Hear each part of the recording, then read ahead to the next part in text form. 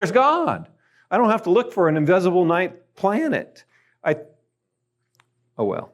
So, okay, parsimony. The question really becomes, God is either unnecessary or the best explanation of reality. I think as Christians we know how we would answer that. Okay. Now we get to the tough ones.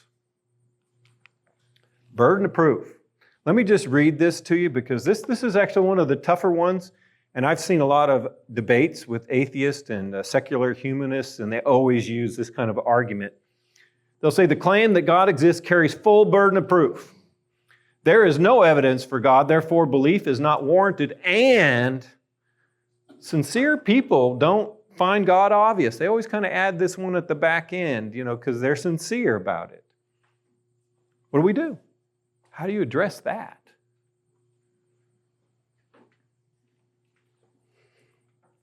So the first thing we got to recognize is, to the atheist, the default position is no God. I think that's the default. Everybody starts in that same position. As a Christian, we say, not so fast, right? We have to recognize that burden of proof just means this: responsibility to provide adequate reasons or evidence for your claim. If you make a claim, you have to provide a reasonable burden of proof. So if you say there is no God, does that sound like a claim? It does. I say God exists. Does it sound like a claim? It does. I believe in equal burden of proof. I don't think we should use this against each other. We're both making claims, because if you disagree with me, you're claiming I'm wrong, you better come with some evidence. And we should not be scared of the evidence.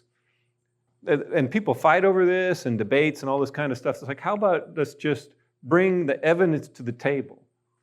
But that would be for reasonable people. So let's look at this argument and how we would attack it as a Christian. First of all, get rid of the full part. The claim God exists carries burden of proof just as much as the one that says God doesn't exist. All right? So the naturalist needs to recognize we're on equal footing when it comes down to needing evidence for our views. There is evidence for God, okay? And therefore we believe faith is warranted. And I'm at least one sincere person that sees God as obvious. So I think what we need to point out to them, and these arguments are opinion. Well, how about let's get to the evidence. You can't use the argument as evidence. You have to look at evidence. This is just, my opinion is you're wrong, therefore you must be wrong because I'm me and you're you and I'm right.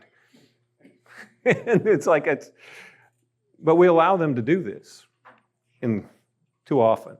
All right. Okay, these next ones are kind of fun, and they're also very complicated. Reasonable non-belief. It kind of tacks onto those blue letters at the bottom. Sincere people don't find. So a skeptic might say something like this: the existence of a reasonable non-belief, so that's how they would title this, the fact that many people do not believe in God despite searching for truth, argues against the existence of a loving God who wants to be known. Reasonable, sincere people find no evidence of God, therefore there is no God. It's tough, actually. You might even hear this version. This one's many phenomena once attributed to God, I talked about this a little earlier, are now completely explained by science. Now fully explained by natural processes like evolution and physics, reducing the necessity for the God of the gaps. And they'll sneak that in. Yeah, you're just trying to fill in the gaps so you don't understand something, you say it's God. So, what do you do with it? You have to ask, what is reasonable? Because again, even Aristotle, right? Yeah. He's like the head of critical thinking. Yeah. That's where we get our idea of critical thinking from. He said all the proof points towards there being a God, right? There had to be something that brought everything in. So if you're going to claim to be reasonable, or that you're using critical thinking, or that you're using logic, why not rely on the very people who were claiming that they created logic, right? Or the idea of logic, our understanding of it. Well, I've heard this from a lot of leading atheists in the early 2000s. They would use the phrase settled science. It's settled science. Okay, as a scientist, that makes me shudder because there's no such thing as settled science. Okay, there's settled stupidness, but there can't ever be settled science because the scientists always search for something, right? We can always find something that changes our perspective. So anytime they use that, I call that a bait and switch. It sounds scientific, but it's just a philosophical claim. It's just an opinion. Go ahead, Christian. I think another good example too, right, is that the universe is finite, right? Because, and especially a lot of atheists believe in the Big Bang. But how can you say that, particles all of a sudden came out of nowhere and created this chemical reaction that created a giant bang that created the red shift and shows the expansion of the universe that could go back in time, right? But, nothing something can't come from nothing. And in order for that, how can you create a beginning from nothing? Yeah, they have a lot of interesting arguments. We actually talked about one the last class we had. A guy from Dr. Krauss out of Arizona State's quantum physicist, and he claims that nothing can make something, but he redefines what nothing is. His nothing is matter, space, and time. And he says matter, space, and time can come from matter, space, and time. It's like, okay. But a comedian who at one point he was a preacher, and that was kind of the joke that he had made about that as well. So you believe in nothing, and something came from nothing, and he goes, well, what did God come from? God, you could probably define him as nothing, all of a sudden created everything and stuff. And in a way, it's like, you inadvertently believe in God without meaning. Well, you kind of proved God as a necessity by your own argument, right? Yeah. So reasonable non-belief is actually an impossibility because I won't use his name, but there was a guy who claims to be a secularist, a human secularist or secularist humanist, I don't know, whatever it was. He's here from Texas, a Christian that became an atheist. And he was put in a kind of on the spot and asked, it's like, well, what evidence, since you found this evidence that turned you away from God, what evidence would it take that would change your mind back to believing in God? And he answered honestly, nothing. Even if God came and stood in front of me, I still would not believe. I would think I was just hallucinating. That's not reasonable. But often the arguments are unreasonable, so I don't think reasonable non-belief is really a possibility. We're even biased. We have to recognize that we are. You have to identify your own bias so you can evaluate somebody else's, and then honestly look at the evidence as unbiased as possible. Then you can be reasonable. What that does to belief, you're going to believe whatever you believe because you think you're right. So it's one of these weird little arguments. But this one gets a lot of traction about 10 years ago. Okay, divine hiddenness. I'm not going to spend a lot of time on this because I don't understand why Christians struggle with this one. The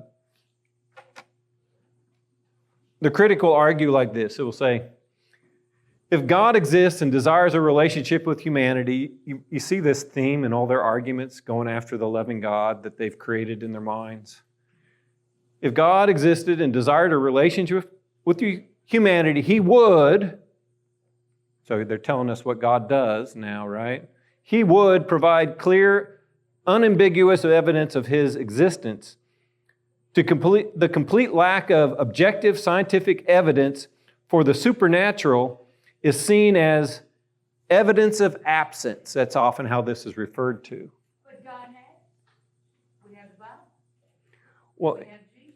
you know what I like about this argument is, especially the way this one was framed, scientific evidence for the supernatural. Science can only see the natural. You really can't have scientific evidence for the supernatural. Then it wouldn't be supernatural. It would just be natural. It's kind of, they've kind of put an argument together that actually is a logical fallacy in itself. But they're saying He would, so they're dictating to God how He's going to behave in the universe that He made. Again, it's a straw man argument. And I think there's several ways to kind of attack this as a Christian. My favorite is love. Not just because I love people, but because love requires a choice. I can't force someone to love me. Without choice, there's no love. So if God made His existence so obvious that everybody had to acknowledge it whether they liked it or not, there's no place for love. It takes away free will. That's a Just say it half an hour ago. good job. Emotion. I mean, It what's is. the scientific proof?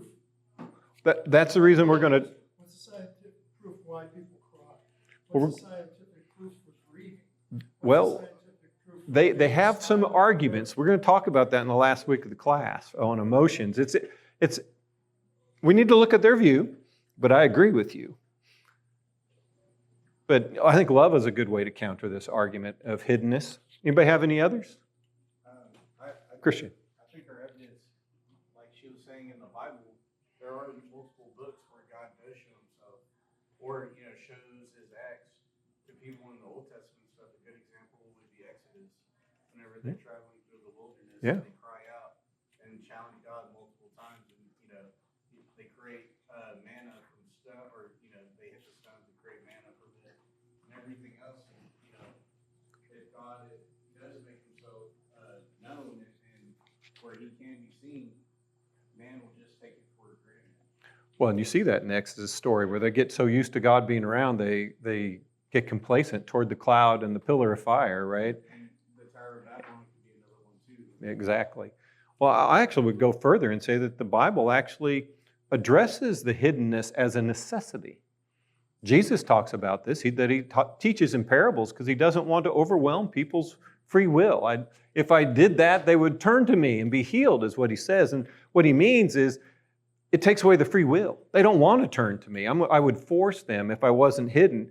And I think without divine hiddenness, we'd lose things like intellectual pursuit. If we got everything dumped on us all at once, we wouldn't search for things. We wouldn't learn. Where would be the satisfaction and purpose and meaning of our life if we didn't have that accomplishment that comes from learning and doing things? If you learned everything you needed to know about God the instant you were born, it would take away a lot of those things. So I actually think, based on God's characteristics that are described in the Bible, divine hiddenness is a necessity.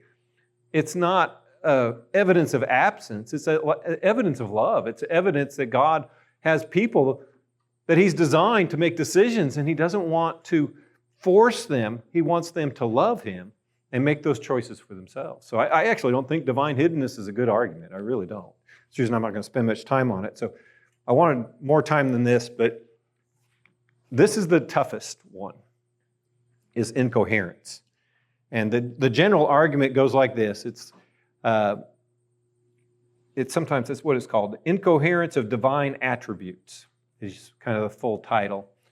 And it will be this idea that God is logically impossible because its defined attributes are internally contradictory or meaningless. This is what they call theological non-cognitism or ignitism. I had to look them up. Just means God's existence is meaningless. It's like, I can't believe they have isms for something like that. But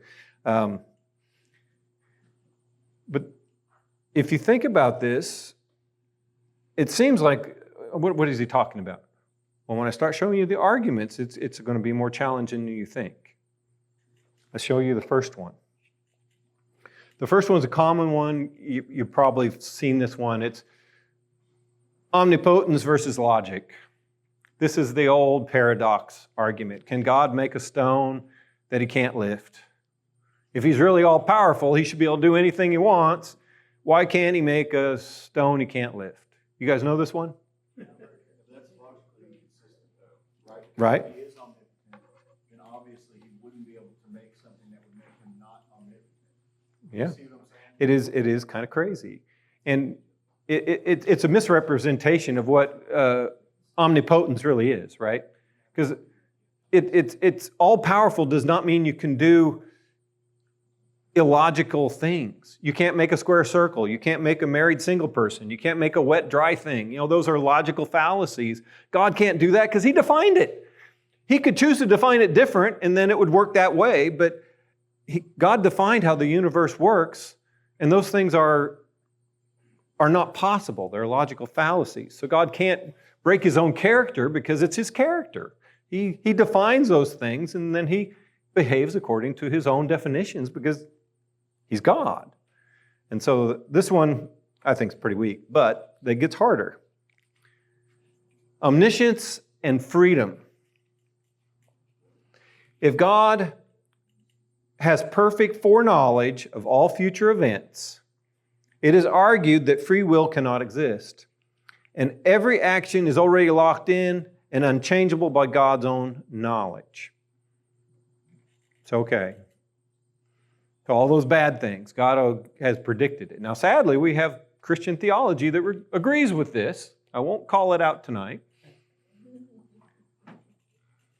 How do we handle this? Because the atheists are using our own theology against us.